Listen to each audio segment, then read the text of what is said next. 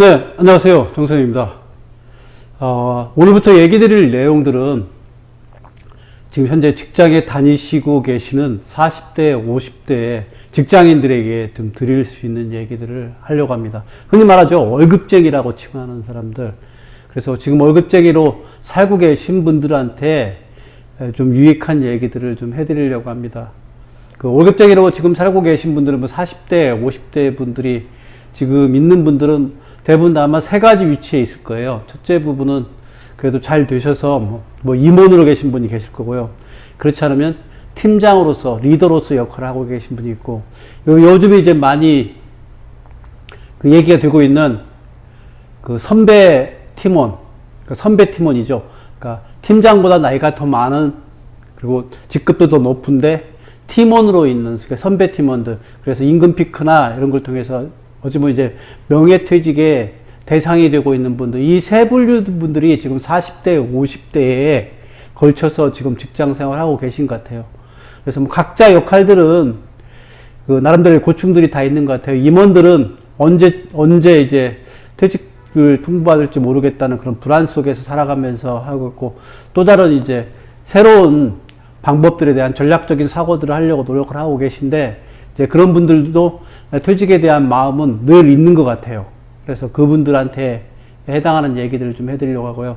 두 번째, 이제 팀장들이 가장 많은 일을 하고 있고, 팀 내에서 리더 생활하면서 또 그 해당하는 임원들한테 업무 지시를 받고 눈치를 보거나, 아니면 또 밑에 모시고 계시는 그 선배 팀원들한테 그 모시고서 열심히 일을 해나가고 있는, 가장 어쩌면 중추적인 허리 역할을 하고 있는 게 지금 팀장들인데, 그 팀장들마저도 지금 직장 생활을 얼마 동안 내가 끌고 갈 수 있을 것인가에 대한 그런 의문점들을 많이 가지고 계신 분들이 있더라고요. 그래서 그분들한테 필요한 얘기를 좀 해드리려고 하고 있고요.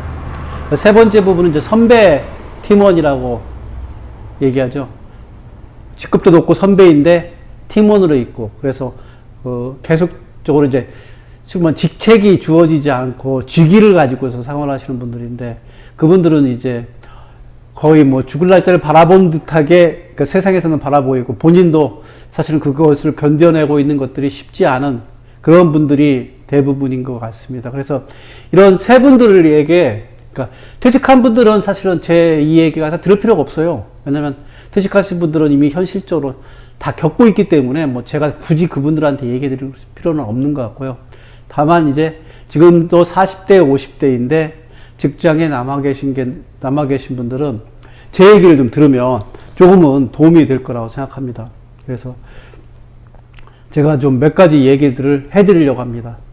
첫 번째 부분은 퇴직 전과 퇴직 후에 40대, 50대 분들이 퇴직 전후에 바뀌게 되는 세상에 대한 얘기를 먼저 해드리려고 합니다.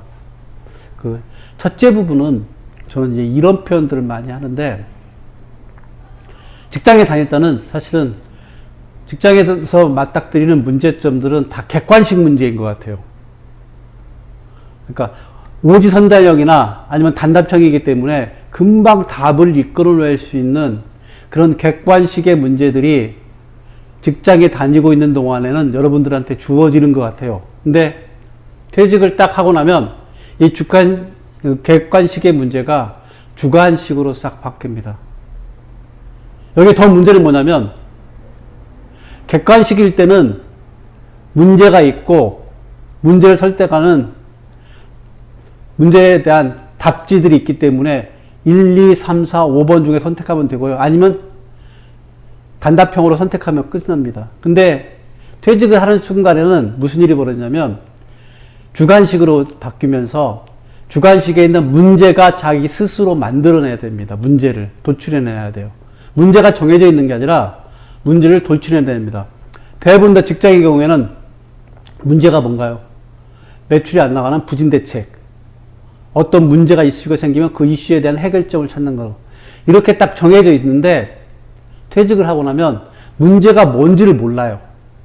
객관식이기 때문에 무엇이 문제인지를 모르기 때문에 이 문제를 갖다가 선정하는 부분부터, 그리고 이 문제에 대해 답을 갖다가 오지선다형에서 선택하거나 단답형으로 대답할 수 없는 문제들이 대부분이에요. 거기에서는 주관식으로 논술형으로 답을 해줘요.